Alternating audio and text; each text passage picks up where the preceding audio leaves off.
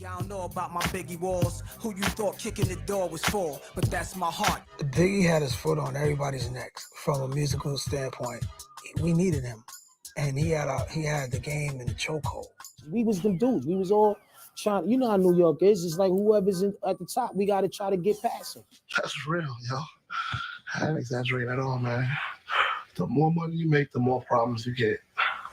And jealousy and envy is something that comes with the territory, man. A lot of people, it's just negative energy, like my man Puff say.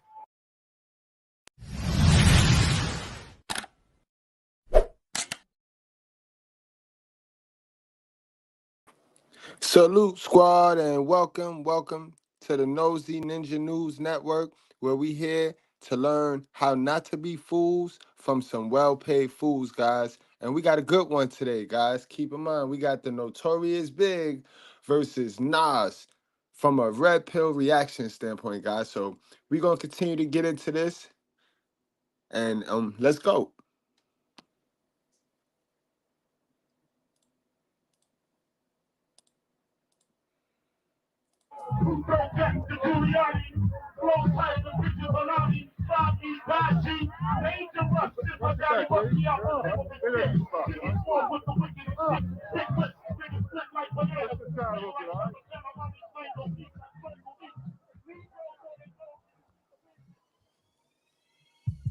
Back in the mid-90s, when competitiveness in the rap game was reaching its peak, two of the biggest rappers on the East Coast, the Notorious B.I.G. and Nas, clashed at the top, and became part of the biggest or one of the biggest rap beefs in history.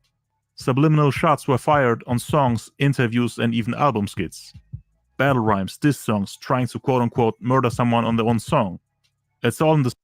Now keep in mind, guys, this is back when hip-hop and music was at its peak. This is the golden era of hip-hop music, rap music, and stuff like that, guys. So it really meant something.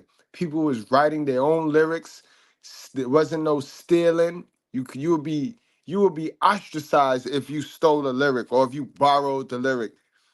So this was back then when it counted. And you guys paid attention to the East Coast, West Coast war, but even during the East Coast, West Coast war, it was a civil war going on. It was a whole civil war going on, guys. And the title reads Nas versus Biggie. But keep in mind, you can't mention this beef. You can't really fully, thoroughly go through this beef without bringing up Wu-Tang Clan, guys. So keep that in mind. Keep that in mind. The spirit of the competition. And every year a new rapper was making their claim for the throne.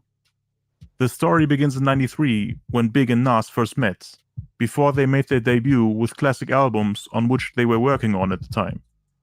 Nas already had a single out called Halftime, which was on the Zebrahead soundtrack in '92. Big first made his appearance on the Supercat song Darling My Baby. He was even in the music video with Puffy, screaming Bad Boy, before the label was founded. Nas was already cool with Puff, who even let him drive his Range Rover before Big had an album out. So Puff drove his new Range through Queensbridge projects. He let me drive it before Ready to Die hit. On June 29th, Big dropped Party and Bullshit, which was a... I am super excited to talk about Tailwind Ghost Guys, Rider. y'all make sure y'all hit that like button. Y'all make sure y'all hit that like button, guys, on the come in.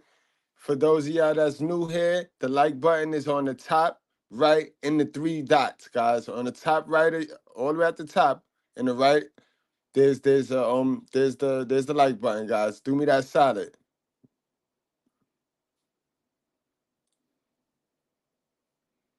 debut single that put him on everybody's radar, including Method Man from the Wu-Tang Clan.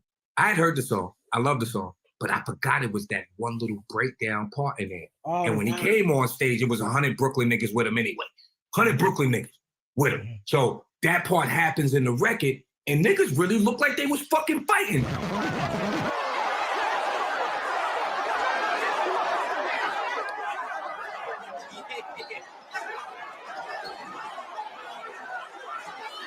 So these niggas is up there fighting. And then Big, as soon as Big hit him with the chill, that's when I felt like this feeling come over me like they just killed this shit. Watch what he do. Yo, chill! Can we just all get along so I can put pictures in your on the show? You can put some drunk over dog. The clan was working on their debut album Enter the Wu-Tang 36 Chambers at the time. Nas met Big at the Palladium on July 23rd when he was performing with Tupac and Redman, who already had projects out. Pac took Big on his first shows and helped him to get bigger and more respected in the game. Even wanted him in the group Thug Life, but that unfortunately didn't happen. Nas and Big became closer over time. They hung out and freestyle together before Big reached superstardom.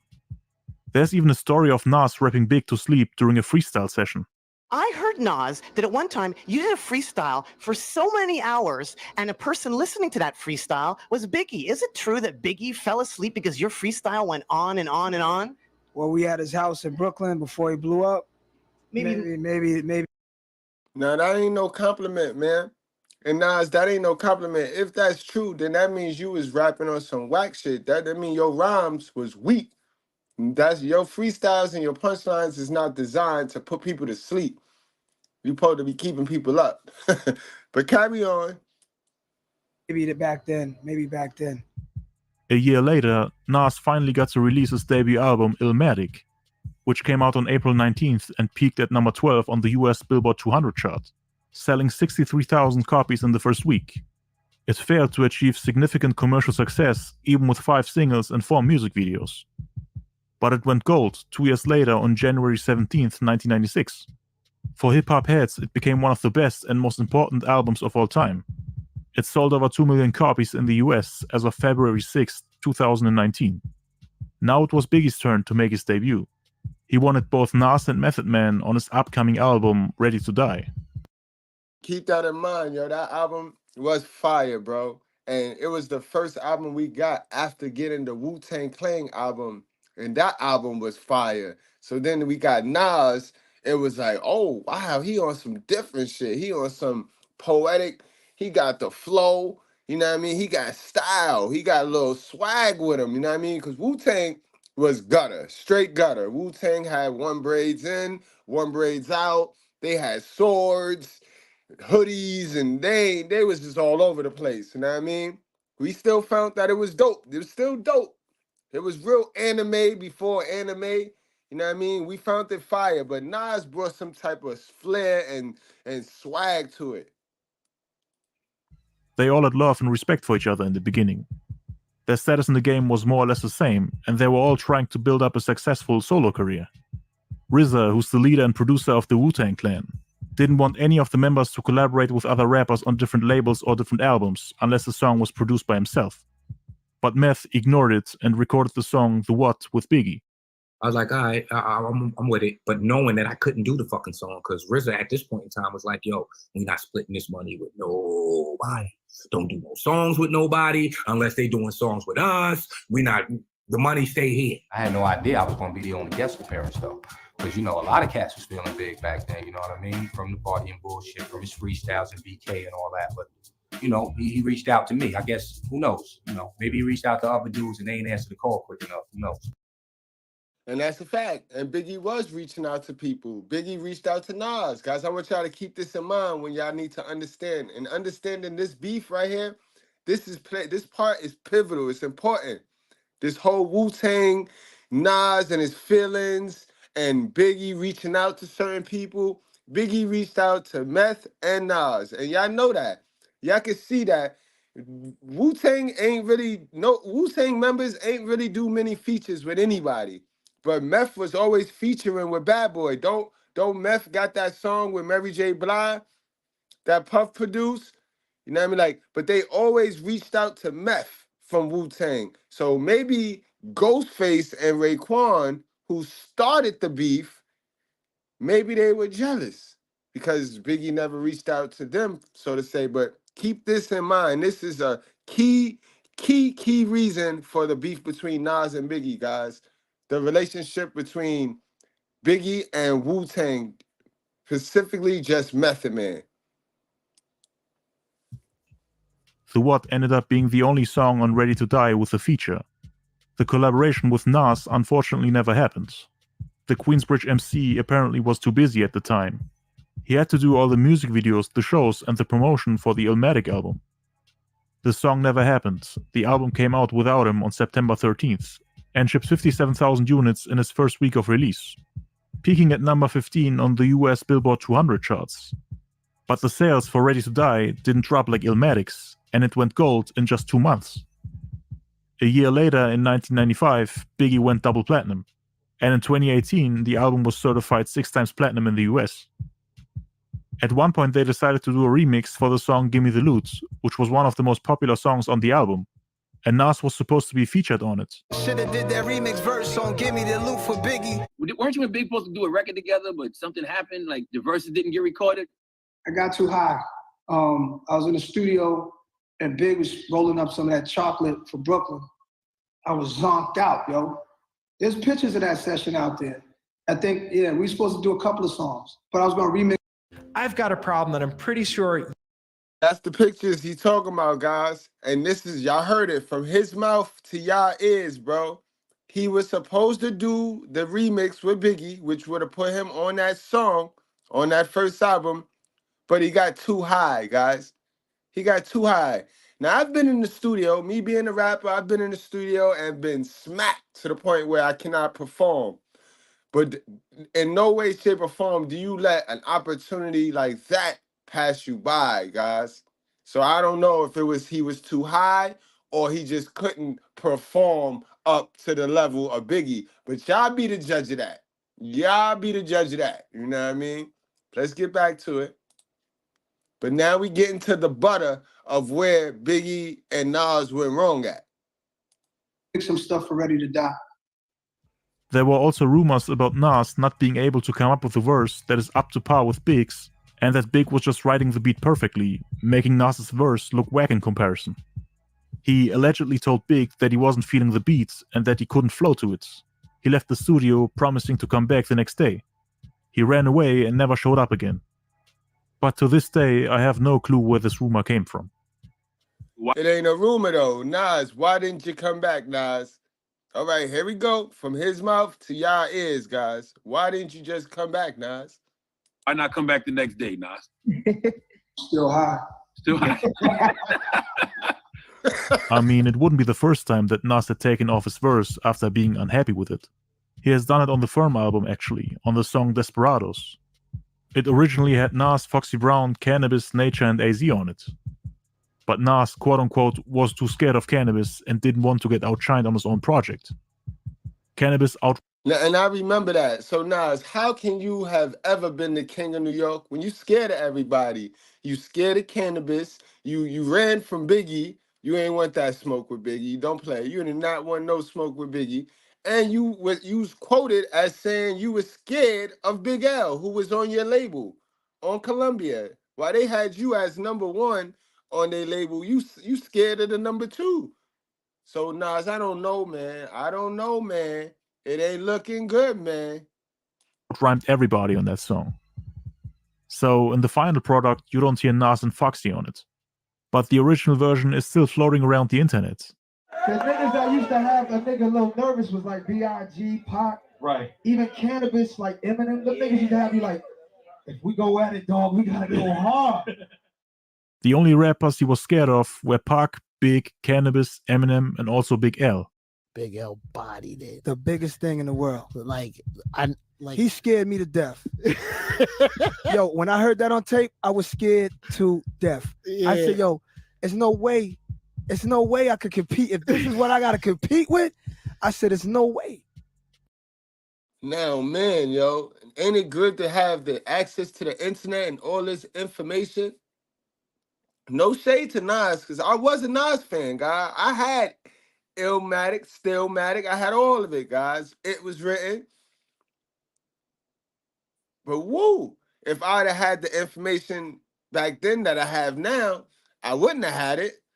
Because that's not official right there. That's not hip-hop. That's some sucker shit, Nas. There are also rumors about Nas rewriting his lyrics too often, and Biggie was getting mad at him for taking too long. But I don't know if we should trust these rumors. It is true that Nas was shocked when he saw how Big was coming up with entire verses in his head, without the need of a pen and paper to write it down. He was just flowing over every beat that they played in the backgrounds. And that apparently made Nas gain a lot of respect for him as an MC. While Nas was struggling to come up with something, Big was just vibing to the beat and spitting the craziest lines with long rhyme chains off the top of his head. Stick up, it's a stick up. We could have illed out on that, man. We could have illed out when crazy niggas would have been like, oh God. But it is the ultimate freestyle shit, though. Come on, man. I knew I had to tell a story that he didn't write because I never heard anybody say that before about him. So I knew I went to Hot 97 to say that, and then I just started hearing it come out because I knew everybody that knew him knew he didn't write like. Right. I just saw him just make it up on his own, so right in his head. So, witnessing that genius, I just went home. I just went home. And Nas is basically the only credible source, at least for me. He talked about getting too high and that he was struggling to come up with bars, while Big was spitting lyrics like a machine gun. He put up the beat, and I started writing. I started smoking this shit, probably some shit from Halsey. So we kind of like lit, and I'm like, yo, I ain't got nothing. You know what I'm saying? This is over today. You got something? He's like, yeah. He's like, damn, I feel good to fit. Damn, it feels good to put people up on it. Damn, it feel good to see people up on it. Flip 2 keys in 2 weeks and didn't phone it. Wow, so Big wrote that verse right there while you were struggling to write a verse and you sitting up there playing high and shit. You know what I mean? You up there acting like you so high and this is exactly why you ain't come back to that studio, Nas. Let's stop playing. Let's stop the cap, guys. I know we got some Nas fans in the building, and it's okay. I'm not here to sway your opinion. I'm just here to deliver the news and what happened with these beefs. I was like, wait, where is that from? I'm writing it now. And he didn't have no pen and paper, so I knew it was a wrap for me that night. And he went on and did that without me. So Big. Exactly. So that's confirmation to the story. The confirmation. That's confirmation, bro. Big did not play you. You played yourself, bro. Congratulations, Nas. Know what I mean? Congratulations, Nas. Hell yeah, XL. I like both of them, too. I like both of them. You know what I mean? I like Jay-Z, too. I like Jay more. You know what I mean? But at the end of the day, it can only be one king. You know what I mean? One mic, one love, and it could only be one king, and it was not Nas. Actually laid down his verse, but they scrapped the whole song when Nas didn't come back to finish it. Big's lyrics were used 3 years later on Diddy's album No Way Out, on the song Young G's, which also features Jay-Z. The verse was reused on numerous remixes, like on the Duets album in 2005. Anyway, after the Gimme the Loot remix was cancelled, Big and Nas didn't speak with each other for a long time. And from that point on... Absolutely, yeah. And from that point on, the shiesty shit and the backbiting and the long distance hating, you know what I mean? That shit started.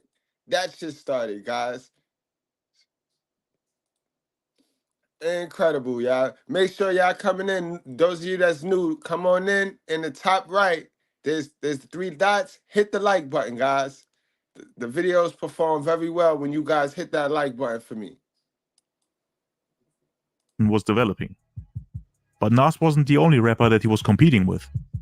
Big blowing up so fast made Raekwon from the Wu-Tang clan feel slighted, cause up until this point, he was the quote-unquote rotund mafioso rapper of the 90s that embodied the voice of New York. And exactly, guys. This is why I say you cannot mention the Biggie versus Nas beef without bringing Wu-Tang up. Because I could have put Wu-Tang in the title, guys. I could have put Wu-Tang in the title because, as you can see where it's going, Nas, it's one of those, if you can't beat him, join him situations, guys. Now, come on, let's go. Now, all of a sudden, Biggie was making headlines, outselling everybody on the East Coast, and more or less taking Ray's spot, or at least that's what the impression was.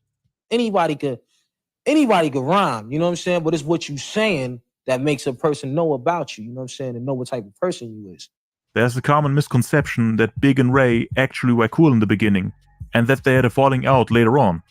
In '94, they appeared on a song together called Stop the Brakes, which was on one of Ron G's mixtapes. The song also featured verses by KRS-One and Killer Sin.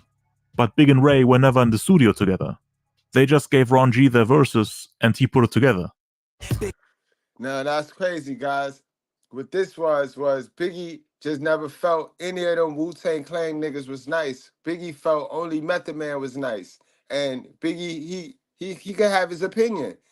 Raekwon didn't like that. Raekwon didn't like the fact that everybody reaching out, all these other labels is reaching out for just Method Man. So Raekwon had a problem with that, guys. And keep in mind, I'm not gonna hold y'all. Raekwon dropped a album, yo. Raekwon and Ghost dropped the album that was a banger, yo. It was a banger. The shit sold. So he had stake in being the king of New York. Him, yes. People try to downplay Raekwon and Ghost's success, but you can't. You can't. You got to give them two their credit, bro. That incarcerated Scarface shit, that shit, man, that shit sold, bro. They was up there. They knocked one of these albums out. They knocked. I think it was Ready to Die. I think it was, yeah. I think they outsold Ready to Die. So they took their claim. Wu-Tang is the originator to this. Everybody follows the Wu-Tang blueprint. Built for Cuban Links was a classic. That was a classic album, guys. And even on that album, that's where the beef started. The beef didn't start on the Nas or Biggie album. The beef started on that album right there, in them skits. Because back in the days, guys, when music was dope, you know what I mean? Before, when music gave you 20 songs, when the album was 20 songs and some skits, you know what I mean? Some creativity on it. They had skits on there, right? And Ghostface and Raekwon had us dying one whole summer, bro, because they was talking about all this fancy, flashy shit. Remember, I told you Wu-Tang was more hood and gutter. And what Nas and Biggie was pushing in was that flashy, that mafioso era right there. That, you know what I mean? It's about the money, that what you would call that simp era. They was pushing in the simp era. So the dudes that wanted to keep it natural and gutter had a problem with everybody that was trying to move towards the mafioso and this tricking shit. You know what I mean? And that's where the beef stemmed from, right there. Big and 9 hit blunts performing at the Arc. Next thing you knew, Big Blue when all the balling starts. I want the riches. Come on, kid, stay where you at, man. Don't give him a shot. Get on the other side.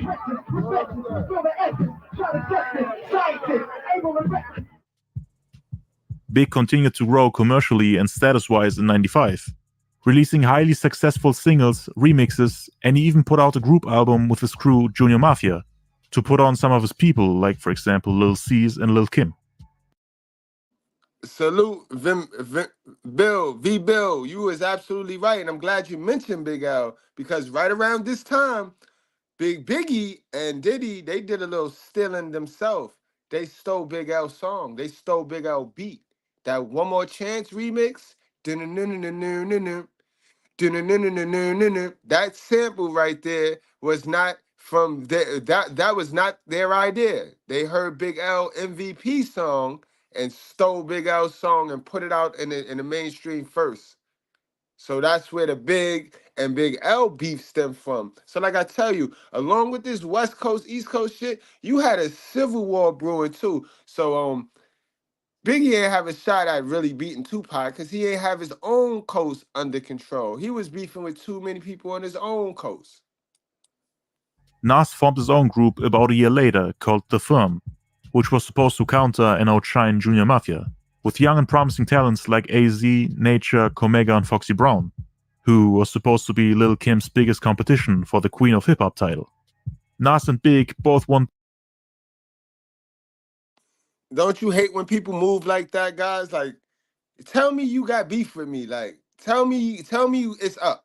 Don't go moving all sideways. Now you shadowing me, you watching me, everything I do, you doing. Let me know we got smoke. Like, let me know. You know what I mean? So I could beat you in public. You know what I mean? Don't shadow me in private and then lose in public and never let me know. And that's what Nas was doing to Big, guys, on the low. All because you couldn't keep up with him in the studio. The crown for themselves, while having a queen next to them. They started to compete on multiple levels. Who had the best group, the best lyrics, the best albums, the best videos, the highest amount of sales, connections, and the biggest influence on the game. But it was still all friendly competition at this point. He had Kim and his crew. I found Fox, only niggas in New York with #1 charts.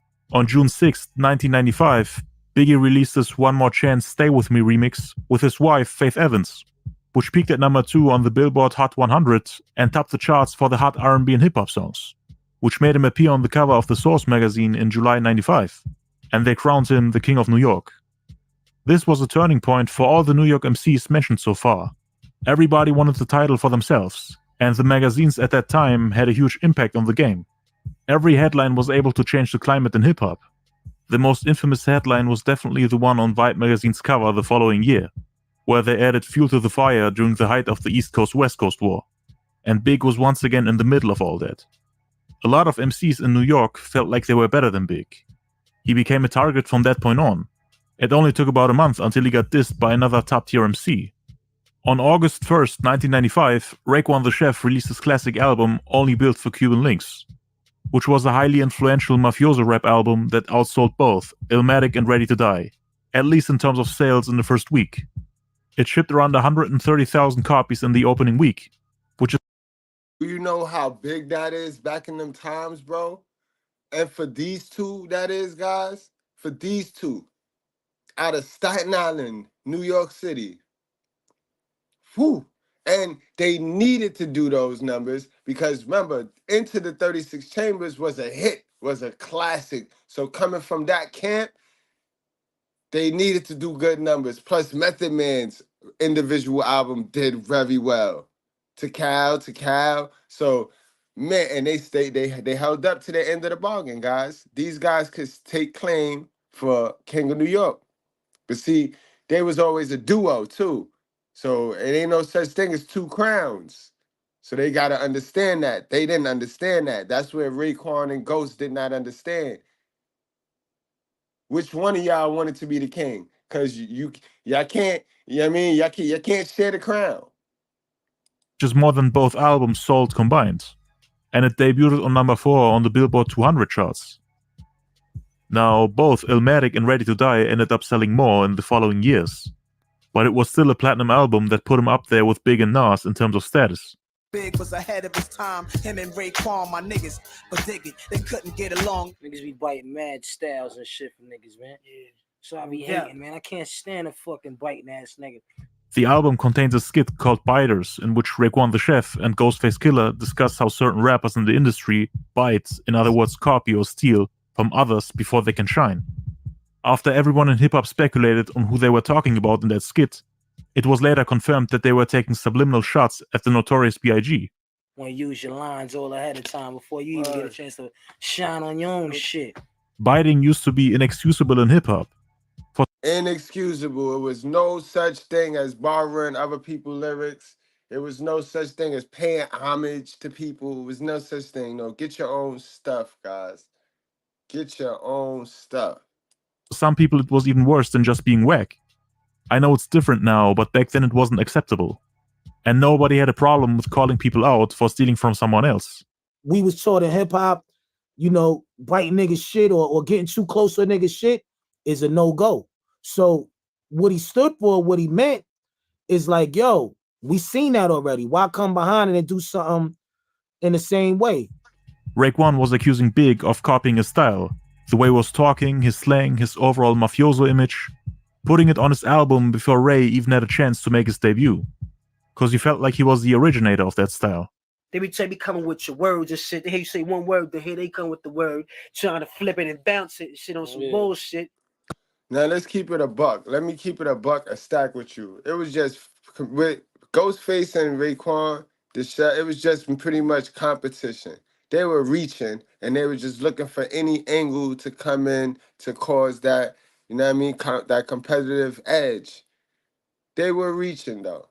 They were reaching. They had a funny skit on their album where they called, they said that Biggie and Puffy be dressing like, they shirts look like curtains and dish rags and shit like that. You know, the Versace print? He was saying how the Versace print looked like curtains. They had, I mean, that was one of the funniest albums I ever listened to at that time, yo. Man, they cooked Biggie. Not even so much with the lyrics and dissing him, just on the skits alone. Ghostface is accusing Big of using words that other MCs have popularized or even invented. There are people who say that he stole Nas's lines from Life's a Bitch on the Illmatic album, and that he used those on his own songs, which were more commercialized than anything Nas put out. I'm saying that's what this is all about, right?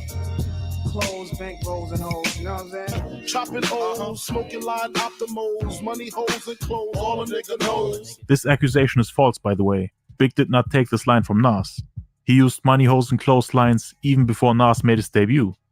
Like for example in a freestyle with Tupac in 1993. Money holes and clothes, blood smoke coming out the nose, is all a nigga knows, flipping on foes, putting tags on toes. Ghost also might have addressed Big's use of the term cream on the song Warning, which is an acronym for Cash Rules Everything Around Me, which originated from the Wu-Tang Clan in 93. They had an entire song about it on Enter the Wu-Tang 36 Chambers. And remember, guys, for those of y'all that don't know what we do and it's new over here, we do these. We do this. Remember the Tupac versus Ice Cube wars? They was having a civil war at the same time. Remember? And it was petty. They was fighting over words, who could say Dawn and who could wear the scarf and the West Side. So it's just petty. The culture petty. The hip-hop culture petty, guys. And it's so emotional. It's shit very feminine, guys. Now we gonna sit here and argue over who can say the word cream. Hey, get the hell out of here.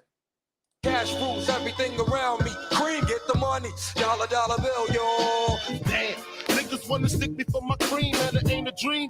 This is the best AI tool you can use to create and sell t-shirts that can earn you thousands of dollars a month. Things ain't always what it seems. No biting, man.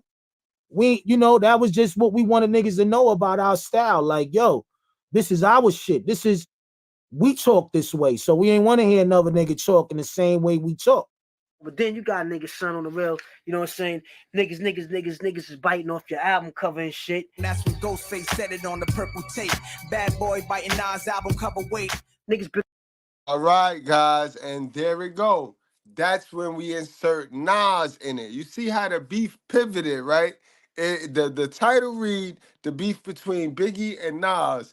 But you see how cowardly Nas, he exits stage right and let Wu-Tang talk and fight for him and gas him up, because now he's sitting there and he fitting to let Raekwon gas him, because Raekwon's sitting there reaching for anything so that he can get the go along, get along gang to go against Big, because he's number one. And the common denominator in number 2 and number 3 is number 1. So number 2 and 3 are team up, 4 and 5, 6 and 7, they all team up to try to take down 1. Don't nobody want to team with 1. Remember, we figured this whole blueprint and strategy out with these dudes. This the crab in the barrel, right? So Nas sat there, and now he's gonna let Raekwon gas him as if Biggie stole his album, because Nas used the baby of his baby picture on his album, and Biggie used his baby picture on his album. So it all comes down to some baby picture on an album. And Nas, you didn't even think of it. You didn't even think of it. So you can't even be upset, nor mad. It's weird to me, man. Bit off of Nas shit, you know what I'm saying? Well, niggas caught his little album cover, boom, and I did a Nas for that shit. Ghost was referencing Illmatic's album cover, which included the photo of Nas when he was a kid. He thought that Biggie stole his idea for the cover of the album Ready to Die, which featured the baby that was supposed to look like Big as a toddler. Big had, around that time, showed his album cover, and, that became a conversation in the van sometimes. Like, yo, damn, didn't Nas do a baby picture now? He doing a baby picture. You know what I mean? So it wasn't like an enemy type of vibe going on. It just came that way. It just came. It wasn't planned. Was it the natural competition? Yeah, because I'm like, first of like we don't really like bite off nobody's shit and this, that, and the third, or whatever the case may be. It just came. When it was being said, it wasn't being said with malice. It was more like, if Big would have did the baby picture first, yeah, then maybe we'd have felt like that about Nas. And he had a point, even though he said it the way he said it. He was in there, we was doing skits, we was high, drunk, bugging, and we all competitive, whether we like you or not. It's just competition. If it goes somewhere, then that's something else. But it was always about the sport. And it was so fucked up. That's what I'm trying to tell you, because he did the song with Meth. We was titans. We was, you know, we telling the truth though. You know, it ain't like we just trying to start something. And I think a lot of people thought that we didn't rock with Big, you know, but we did. He said he had no problem with Big and that he actually had respect for him. Big and Meth were close, and that's why they wouldn't want to start a beef with him out of nowhere. But rap fans saw it as a declaration of war. Man, it's like these happy-go-lucky niggas, man, when they get on, man, they want to pop a little champagne. Like I said, you know what I'm saying? Every time you see him. There's a rumor going around that Raekwon and Ghost were hanging out in the same club as Big, and that he was flexing on them with champagne and whatever else he had on the table. Raekwon allegedly couldn't stand him from that point on. He thought Biggie was fake and that he was changing his character after becoming rich and wealthy, going pub and celebrating his success by drinking Moet and quote-unquote sipping on champagne when he's thirsty. Birthdays was the worst days. Now we sip champagne when we thirsty. I don't want niggas sound like me on no album. For real, because I'm approaching niggas, man. For real, man. I don't want nobody sound like me, man. For real, son. That's how every member of Wu-Tang felt at that time. RZA even said that they confronted people who tried to bite Method Man's style, and they quote-unquote took care of them. Bad enough, nigga. I don't want nobody sound like nobody for my clan, man. Keep it real, get your own shit, man, and be original. Study. Go back and study. Study how Party and Bullshit was me before I met Biggie. You don't hear my style in this rap. Study how after I met Biggie, Ready to Die come out, his whole style changed. Study. The album also had Verbal Intercourse on it, which featured Nas. Now they ain't lying though. They not lying. Biggie a thief. Biggie Puff, his whole establishment, his whole crew, his whole label is built on a foundation of thievery. So they wasn't lying. As the first rapper to appear on a Wu-Tang project without being part of the group. And Nas had arguably the best verse on the entire album. And you know how lyrical Raekwon, Ghost, and the rest of the clan are. The Source magazine even added the verse to the hip-hop quotables in September that year, right after they crowned Big as the King of New York. It's crazy though, Nas, because you could go do a song with Ghostface and Raekwon, but you can't do a song with Biggie though. I told you, people, they get around like-minded individuals that they feel they're better than. They'd rather hang with them than to just get around somebody that's better than them and just learn from them. You know what I mean? They'd rather pretend to know what they doing and be the best with less than to go for more, reach for more. It's just sad, bro. Big, up until this point, never had a hip-hop quotable in the Source. Nas and several members of the clan were listed quite frequently, on the other hand. Method Man in August 1993 for his verse on Raekwon in April 94 with Cream, Nas in May 94 with Life's a Bitch, August 94 Craig Mack, who was on the same label as Big, more or less his competition on Bad Boy Records, September 94 J. Rue the Damager, with whom Big will have a beef with in the future, Method Man again in November 94 with The What on Biggie's album Ready to Die, which means the Source picked Method Man's verse over any Biggie verse on that album, and then issue 70 with Big on the cover, crowned as the King of New York. You would assume that he would at least get a quotable now, but they instead picked AZ, a rapper from Nas's camp, with Rather Unique. August 95, Jizza, another rapper from the Wu-Tang clan, and in September it was once again Nas with Verbal Intercourse, which again was on the same album. You want your Instagram notifications to look like this when it comes to your followers? You need to make sure that you're posting at the right time and that Biggie was getting dissed on. I have skipped tons of names here who also had a hip-hop quotable, but the quote-unquote King of New York didn't even get mentioned once, and that had a lot of people talking. Biggie got upset with Nas for being affiliated with them. Appearing on the same album he was getting dissed on. I mean, Ghost and Ray basically called Big a Nas copycat, and it seemed like he was agreeing with them and picking their side. It's straight blood sport out here. It's war. Man, I love it. I love that we got access to all of this truth. And these guys are so unaware of how wicked they were back then that they get on these platforms and they tell us all the truth that we need to know. So Nas dead fitting to tell us how cowardly he was. So y'all don't gotta be like, oh, he taking Biggie's side. No, I'm Harlem. Remember, I'm from Harlem. This is between Brooklyn and Queens, guys. Y'all go at it. You know what I mean? Salute to Brooklyn and Queens, y'all. But definitely, yo, Marcus, Biggie had beef with Roots. Did you know Biggie had beef with the Roots? Yo, Biggie was beefing with the whole East Coast. When I say the entire East Coast. Ghost said he said. Absolutely. When Ghost said that shit on a Ray's tape, oh, that was crazy.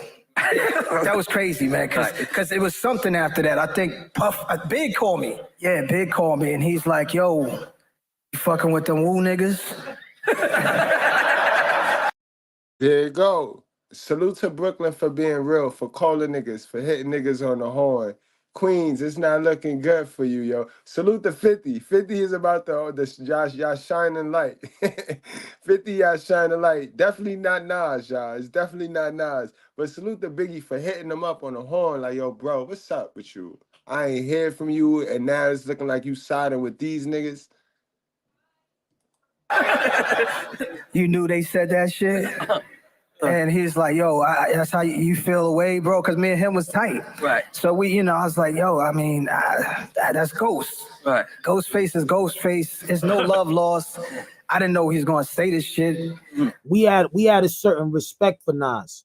We was one of the guys that really rooted for Nas to be that guy in New York City. That's cap. And if I had one of my ad-libs right now, I hit you with the crab leg. You rooted for Nas because 2 and 3 gonna always team up. 4 and 5 a team up. Shit, 2 and 5 a team up. Y'all common denominator is 1. Your common enemy and goal is to take down 1. So you ain't really like Nas because y'all all want to be the king of New York. It's only one crown. It's only one throne.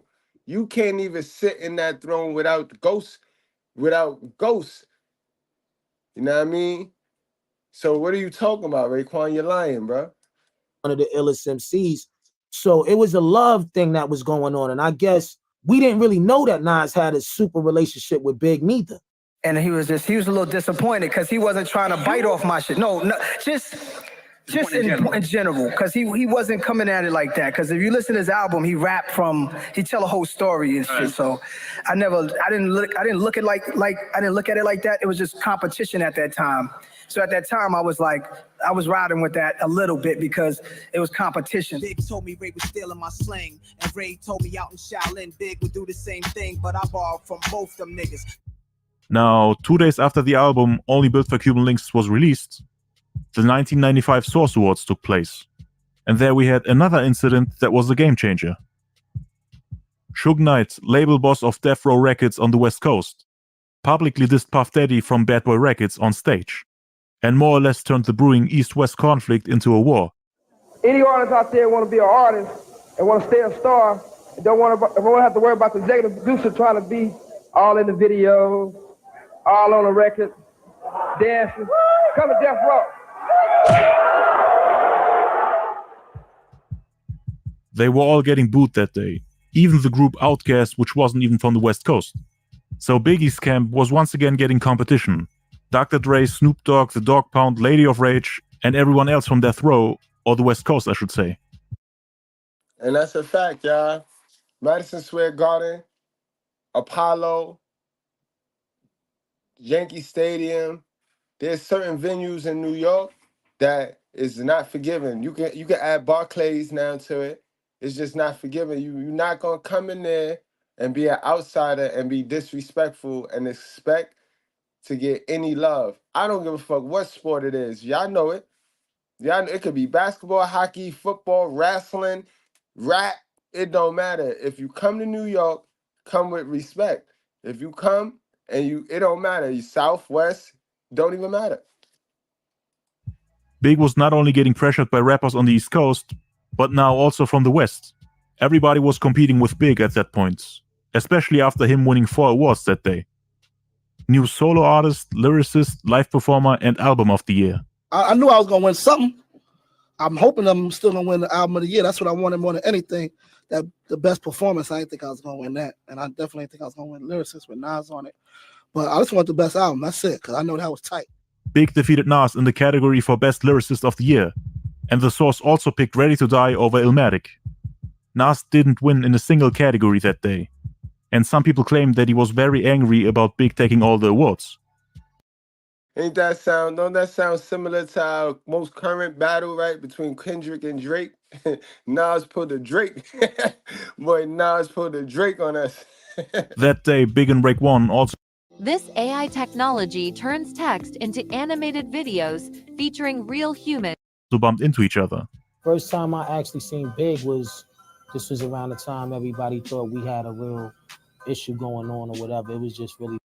That's the shit I don't like about the fake guys, B. Now you talked all that shit about Biggie. You started all that shit between him and Nas even. And then when you see him, it ain't about nothing, bro. When you see him, it ain't about nothing. Yo, do y'all even know that Cuban Links, Pistol Pete and them boys, the Terror Squad held Biggie down? Let's get into it, guys. Friendly competition, but I had seen him behind the curtain at the Source Award. This was just 2 days after the disc got released, before it became the biggest headline in hip-hop. Ray told him that the skit was quote-unquote about nothing, and that Big was one of the illest MCs. He showed him respect and more or less apologized. You know, we talk like gentlemen. I could tell that this is a stand-up dude, you know, for even approaching me about it, you know what I mean? Like, that's how I would have did it. But he was real humble and real polite and respectful. And God bless the dead. I told him, like, yo, you our brother, man. That wasn't nothing. You know how we do it. It's competition. We all at our best. And, you know, that was it. Ray said Big was speaking like a gentleman, didn't get mad or try to start an argument. He just wanted to know the reason why that skit was on the album. And Ray told him to not take it serious. He added that Ghostface was just speaking his opinion and not trying to start a beef. Ray got caught up in it because it was on his record. He wasn't trying to start a beef because that would be quote-unquote too corny. Yo, you corny for that, Ray. When you was the loudest one, you were louder than Ghost. You were louder than Ghost on that album, bro. Cut it. Knock it the F off, bro. You gonna throw it on Ghost. Like, wow. Wow. Because Big was cool with Meth. Them dissing Big ironically didn't affect Method Man's relationship with him. Method Man is cool and gets along with everybody. That's a RZA quote, actually. He didn't want to get involved. They both saw each other on multiple occasions, in club performances, studio sessions, and just to hang out. Puffy even did a remix for Meth in '95, and it contains a repeated sample from Biggie's Me and My Bitch from the Ready to Die album. But there's also a story of Pistol Pete saving Biggie from getting jumped by the Wu-Tang Clan. The whole Wu-Tang one day was at, I forgot what club on the west side. And it was crazy. All them dudes wanted to act like they wanted to jump on Big coming through. During that era, you know, Biggie had some problems with Wu-Tang. These guys trying to front on Biggie and shit like that, man. You know, like Wu-Tang Clan was to be deep as fuck. I'm talking. BX, stand up, yo. Bronx, New York, in the building. Salute the Pistol Pete. Salute to the Terror Squad. You already know what time it is, yo. You know, deep as 100 people. Like that's a lot of people. So we in the club. I'm there with 4 or 5 guys, you know, and they got the knife inside. Yeah, sure, they got it in. They got it in, and outside we got 5, 10 guns, going around and shit like a cab, just waiting for us to come out so they could pick us up. Boom, I met Big, and I was like, come on, let's go. What you want to do? He was like, nah, let's chill out here. I guess it was part of him not being pussy. Like, I'm not leaving right now. And he got to the point where he was like, what's up? They wanted, we go outside, wait for any of these guys, Wu-Tang, I don't care who. Raekwon was in the opposite. Raekwon was Wu-Tang Clan. Yeah. So we was actually like waiting for Raekwon outside, like, fuck him too. So we like, yo, this shit could either get on some physical shit or it could get on some lyrical shit. Biggie wrote an entire diss track directed at Raekwon the Chef, even called him out by name, which was very unusual for him to do, because Big is the king of subliminal disses. He normally avoided mentioning people's names on records. He was very strategic. Puffy only cared about record sales, awards, and plaques, which Big had plenty of. He won 2 more awards at the end of the year on top of the 4 Source Awards he already won, namely the 2 Billboard Awards Rap Artist of the Year and Rap Single of the Year for his One More Chance remix with Faith Evans. Big was the biggest thing on the East Coast, and Puff wanted him to beat this competition success-wise instead of in a lyrical war, where he would basically promote opponents by mentioning their names on his multi-platinum records. But Big, as an MC, couldn't let it slide and wanted to get everything off his chest. He gave his best to respond to everyone that tried to cross him. The unreleased Raekwon diss track might have included lines that were directed at the entire Wu-Tang Clan. Jacob York, who was the Junior Mafia affiliate, didn't want to reveal who else he was dissing, which, for me at least, implies that My new book, Keyboard Rich, How Anyone Can Earn Six Figures from Home with a Simple... he did diss someone else other than Ray. That might have also been the reason why he asked York to erase the song. He was cool with Meth, shook hands with Ray, and the remaining members, aside from Ghostface, didn't really do anything to be involved in an all-out war. But the song would have definitely been released if Big didn't change his mind in the last second. Anyway, on October 12, 1995, Tupac finally got released from the Clinton Correctional Facility in New York. Suge Knight, the guy who basically declared war against Bad Boy Records during the Source Awards 2 months earlier, bailed him out for $1.4 million. Pac became part of the Death Row family and ultimately Biggie's biggest rival and competitor. Big had enemies on both coasts now, and this put a lot of pressure on him. But his album Ready to Die was still doing high numbers. By the time Pac was released, it was certified double platinum. The highest selling lyrical rapper on the East Coast at that moment in time. But on February 13th, 1996, Pac dropped his All Eyes on Me comeback album, one of the first double albums in hip-hop history, and he took Big's #1 spot in just a span of months. It sold 566,000 copies in the first week, and was the second album to go #1. In just 2 months, it was certified 5 times platinum. So Big was slowly losing his status in the game. The West was back on top. His anti-Biggie campaign was a full success. Pac changed the game in just a couple of months after getting released from jail. And I bet you everybody on the East Coast would rather Pac be the king of the world than to have Biggie be the king of the East Coast. You know what I mean? They like it that way. That's how they do. That's the culture. That's the culture, you know what I mean? Like, fuck it. You can't have, if I can't have it, you can't have it. We'd rather somebody else have it. But Pac swooped right in and already and was ready to knock over what was already a swaying building in Biggie, yo. And that's exactly how that happened, bro. That civil war was too much. Everybody was attacking Big. Another decisive blow was the release of the diss track Hit 'Em Up on June 4th, which also featured the Outlaws, one of the greatest diss tracks of all time. Pac did his best to destroy Biggie's player and mafioso image that Raekwon, Ghost, and other rappers were criticizing. He tried to show the world that Death Row is the #1 gangster rap label, and that no other label can come close. But on the East Coast, more and more mafioso rappers started to emerge, and they all wanted that #1 spot for themselves. Jay-Z, who at this point was the smallest of the rappers mentioned in terms of popularity, status, and commercial achievements, was about to release his debut album, Reasonable Doubt, on which the Notorious B.I.G. was featured. Big was like a big brother to Jay. Some even say he was more or less his mentor, and Jay his little sidekick. But they were very close, and even thought about forming a group together called The Commission. The biggest survive, y'all would have got The Commission. They wanted Nas on Reasonable Doubt, but he refused to appear on the album, which more or less confirmed Biggie's presentiment that Nas was trying to avoid him and his camp, keeping his distance while collaborating with people who Big had a problem with. And a week after the release of Reasonable Doubt, Nas, who was now Biggie's biggest competition on the East Coast, released his sophomore album, It Was Written. He achieved to release the #1 album before Big, which sold around 270,000 copies in the first week and went double platinum in just 2 months. In terms of first week sales and chart performance, he was still behind Tupac, but he managed to surpass Big, who was on his radar at that time. Ready to Die went double platinum a year prior, but Nas had accomplished this in a much shorter amount of time, although it's worth to note that the sales dropped drastically afterwards. It took 5 years for It Was Written to sell another 130,000 copies. So while the album reached 2.13 million sales in 2001, Ready to Die's performance stayed consistent, and it went triple platinum in 98. A year later, in 99, it was already 4 times platinum. But the perception was that Nas successfully outsold Big, who even congratulated him for his success. Big called him the day he heard the news of the album going platinum, and told Nas that he finally got that monkey off his back. Ironic, because that was the same album on which Nas dissed Big for being the fake king of New York, and that the crown is meant for him. Fake thug, no love, you get the slug. See before gusto, your luck low. I didn't know till I was drunk though. Probably the most memorable opening lines in rap history. According to Nas, the whole song was aimed at Big, but the one who took offense to it the most was Tupac. I did a whole beef analysis for those two, which you should definitely check out. recordings just got better. Oh, the Tupac Hey, was it's Dana from reaching on that StreamYard. one. I'm so excited to announce that.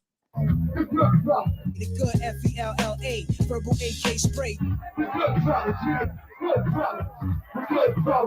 more wet than Alizé keep me pissy. A glass of Zay making mad Cassius Clay. Nas is saying that it's the alcohol that makes Big think he's tougher and more dangerous than he actually is. Ghost and Ray addressed something similar on the Purple tape, if you remember. You want to pop a little champagne. Like I said, you know you- what I'm saying? Front on the front for me, man. You Yo, gonna play man. that role, man. Play it like. But the most interesting line was the following. Let me let y'all niggas know one thing. There's one life, one love, so there can only be one king. This right here is a direct response to the infamous Source cover with Big labeled as the King of New York. It was actually a quote by Pablo Escobar, one of Nas's biggest role models. He even called himself Escobar on numerous projects that followed. So it was a rap version of Pablo Escobar versus Frank White. A real drug lord versus a movie character. Big has no chance of becoming the King of New York as long as Nas is in the game. That was the message. And then he raps about friends becoming strangers in the last lines of the second verse, which could be another subliminal shot. But a thug changes, and love changes, and best friends become strangers. Now that was some coward shit of you, Nas. You had all the chances to get in the studio with this man and put your skills to the test. And you ran and went and wrote your own diss songs in the corner. In the corner of your own home, yo. What a coward. I already explained their relationship in the beginning. They were close before Big blew with Ready to Die, but they did somewhat become strangers over time. Nas said that Big didn't call him until after the release of it was written.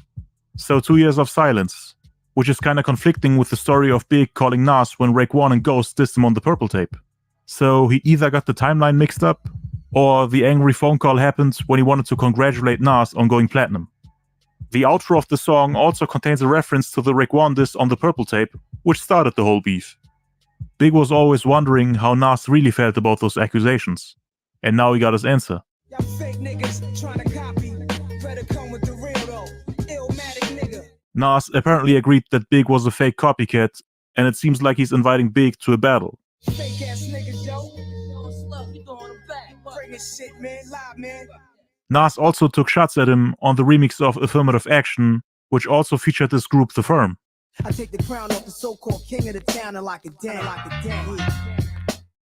If you're gonna act like you a gangster or a G or the king of New York, I'm gonna expect that. And when you don't come through, then I'm gonna crush your empire. And that's what it's time for. Big was definitely not just Alfred Hitchcock. He was Stanley Kubrick. He was Langston Hughes. He was Donald Goins. He was the one. He was the one. He had more than just rap. He had the look. He had the presence, vocal presence and physical presence on the stage. He looked like a king. He's a true king of hip hop.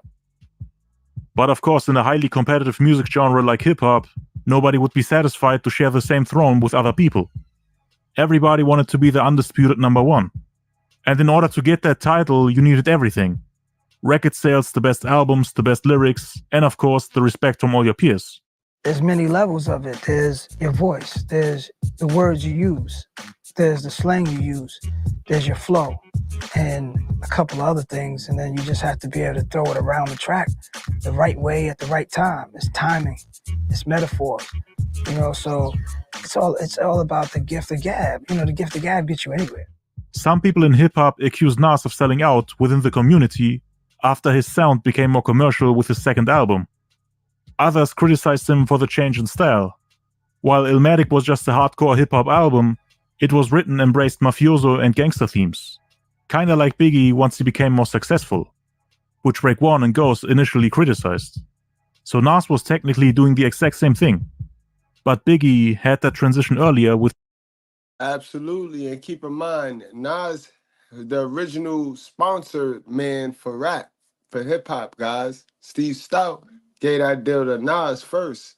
That Montero Jeep, that was Nas, bro. That was Nas that got that deal first. Remember, that's the deal Dame Dash turned down and made Jay-Z mad early in the game, before we even get to this whole Rockefeller split.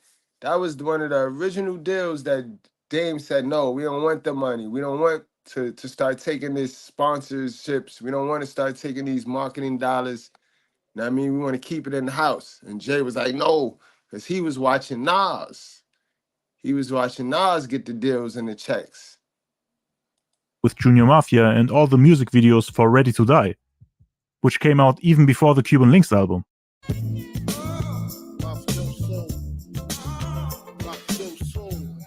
He lives by the rules of the game. He lives off a mafia image. I'm bringing him, showing how he totally disregarded the rules of the game, and he's everything but a mafia nigga. Reinventing it. Right, I'm showing. You know what I mean? If anybody's a mafia nigga, me, nigga. I fucked your bitch. I took 5 shots. I went your crew. I mean, I just what? But anyway, Pac died on September 13th after being gunned down in Las Vegas, and Big had a near-fatal car accident shortly after. A day before that, Big got arrested for smoking marijuana. And for some reason, the Lexus truck stopped working and wouldn't start. They had to obtain a rental car, a Chevrolet Lumina to be exact, which was known for having brake problems. And I was like, yo, what the fuck? Where the Lexus at? You know what I mean? Big was like, nah, fuck that. We're going to take this car and ride low-key for a while until they fix the truck. But it was like the brakes was fucked up on the truck. Before we even got out the dealership, I ran into the dealer that got us the car. And I was like, yo, Big, I'm going to drive this shit. He was like, fuck it, son, just drive. We're just going to ride low-key for a while and leave it.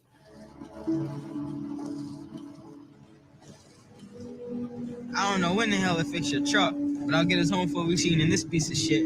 I don't care, sis. Just drive. Like 5 minutes, we was getting on the highway. We just paid the toll, and I was getting on the 95, getting on the turnpike going north, and we were turning around the corner. The shit just sped out of control, and we crossed the other side of the road and hit the rail. What's up? And that's how you fucked up his leg, and that's how I fucked up my joint. That's why I wanted to get these fronts. The accident led to a broken leg for Big and a broken jaw for Lil C's. Big had to spend 3 months in the hospital and required 6 months of therapy to recover. He also had to depend on a cane to be able to walk. Big actually rapped about this on a song called Long Kiss Goodnight from the upcoming Life After Death album. It still tickle me. I used to be as strong as Ripple B, to little C's cripple me. Now, with Big lying in the hospital for 3 months, they couldn't finish the project to release it as planned on Halloween. But as luck would have it, we got an album that week by his rival Ghostface Killah. 2 days before Big wanted to release his album, October 29th. In this video, I'm going to show you this amazing AI tool I discovered that helps me. 9th to be exact. It might contain a few subliminal lines, but from what I've seen, they would be too vague to even be considered shots at Big. But take a look at the last 2 lines on Poisonous Darts. My heart is cold like Russia. Got jerked at the Social Wars. Next year, 200 niggas coming with swords. Raekwon didn't even get nominated in a single category in the 1995 Source Awards. Biggie was the one who took most of the awards that night. Ray and Meth didn't win a single award aside from Artists of the Year in the group category. And on top of that, the 1996 Source Awards got cancelled because of Bad Boy's beef with Death Row Records. So Biggie was technically part of the reason why Ray, Jizza, and Meth didn't get awards. The next event took place in 1999, so Ghost was affected by this too. In the last line, Ghost talks about bringing 200 men with him to basically apply pressure on the organizers of the Source Awards and all the artists involved. It seems like he got a little frustrated by Big getting all the awards, but this might also be a reference to that club incident where the Wu-Tang Clan allegedly had around 100 goons with them to jump or to basically intimidate Big and his crew. But anyway, Life After Death doesn't come out on Halloween, and Big changes his plans for the upcoming project. Instead of releasing a single album, he decides to drop a double LP just like Pac with All Eyes on Me, and he wanted to outsell him to regain his #1 spot. But the accident made things a little more difficult for him. He lost time and opportunities for potential collaborations, like for example with Nas, because they were supposed to meet and do songs together. Biggie wanted to record a diss track against Tupac with Nas and Busta Rhymes on it after he left the hospital. Busta. And again, Biggie reaches out to Nas so that they can get together in the studio and collab. Let's see what happens this time. Nas and Method Man were waiting for him in the studio, and nobody wanted to lay down a verse until Big came. But he was still feeling weak from his injuries after the accident. The elevator to the studio where everyone was waiting was broke, and Big couldn't walk up the stairs. and Big was supposed to come up. Yeah. And Big didn't want to walk up flights of stairs, the elevator. The elevator was broke, and Big had a car accident, so he had a cane. And he's like, dude, he said, I love y'all niggas, but I ain't walking up the fucking stairs with this bro. His shit was. But still, guys, y'all could have laid y'all verse down, bro. Why did y'all didn't need Big in there, man? Come on, man. We professionals. We professionals at this. Broke. Something was broke. He had a car accident. So he cancelled the studio session and Nas didn't make it on the song. Because he first wanted to hear Biggie's verse before he laid down his. Biggie came back the next day to record his verse, but Method Man and Nas went there this time. Yeah, that was a crazy session. That was gonna be some shit. Right. So I didn't lay no verse, but the next day Big came. And he did his shit. You know that's the only verse that Big went at Pac? Yes. The only. The double album, he had some verses for him, but you're right. That was the one when he went right at him. Right at him. Yeah, you know? Busta played me that verse. I was going to bring it here, but I said, I don't think I should. Busta Rhymes ended up pulling the song from his album When Disaster Strikes, as he didn't want to add more fuel to the fire. But the track is called The Ugliest and was produced by Jay Dilla. They ended up using Big's verse on the Born Again album in 1999 for the song.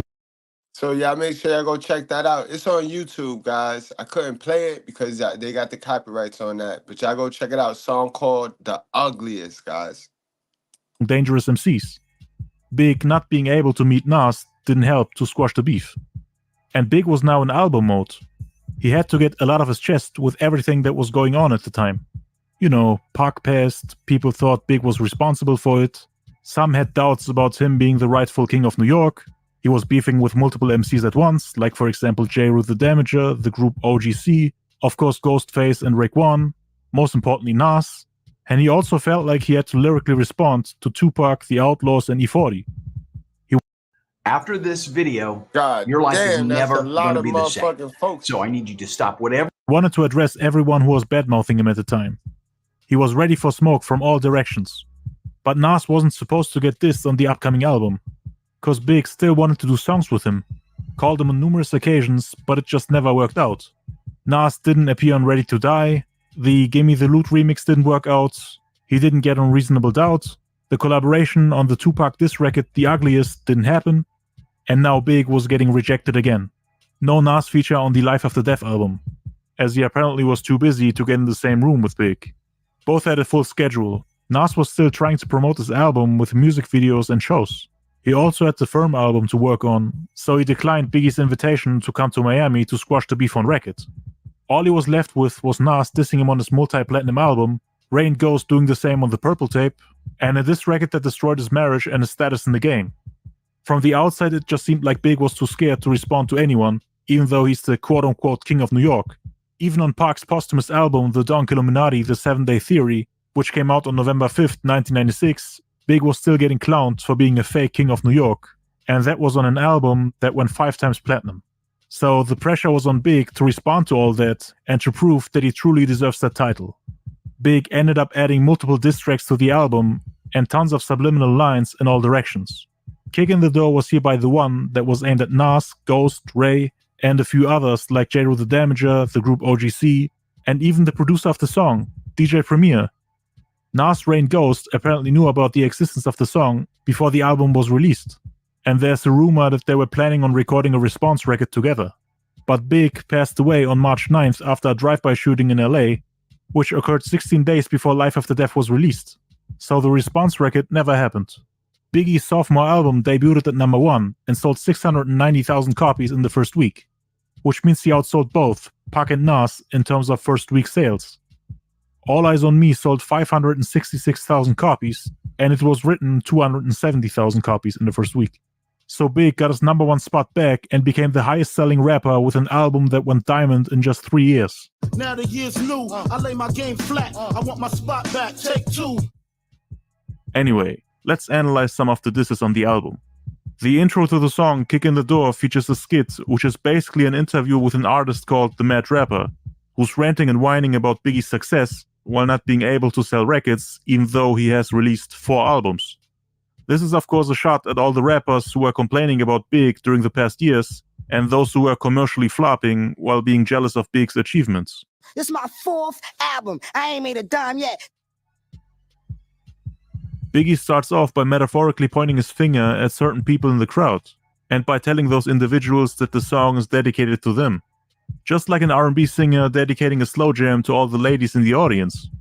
Big is pointing at his enemies who are watching and tells them to enjoy the show, which will basically be a roast session just for them.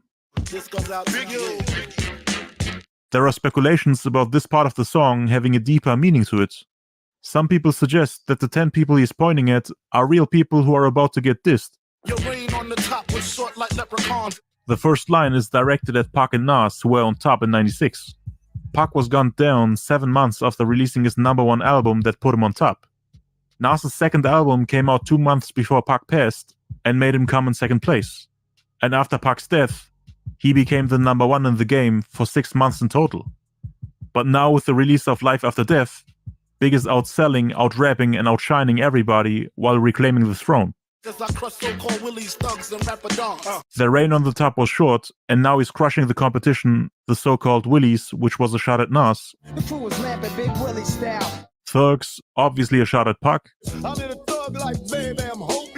And Dawn is of course a shot at all four: Pac, Nas, Ghost, and Dre. All of a sudden, now everybody Big Willie done did it. Come with it, get your head split. Oh man, and now we're gonna go into the breakdown of that album, but that's gonna be for tomorrow. That's the edition, guys. Tomorrow we'll pick up and break down the whole Life After Death album, the double CD. We'll pull every single disc, every single thing, guys. All right, y'all. Hope y'all enjoyed the content this afternoon. Like, share, subscribe, and let me know what you think about the beef between the Notorious B.I.G. versus Nas, guys. BK versus Queensbridge, y'all. Let me know, guys.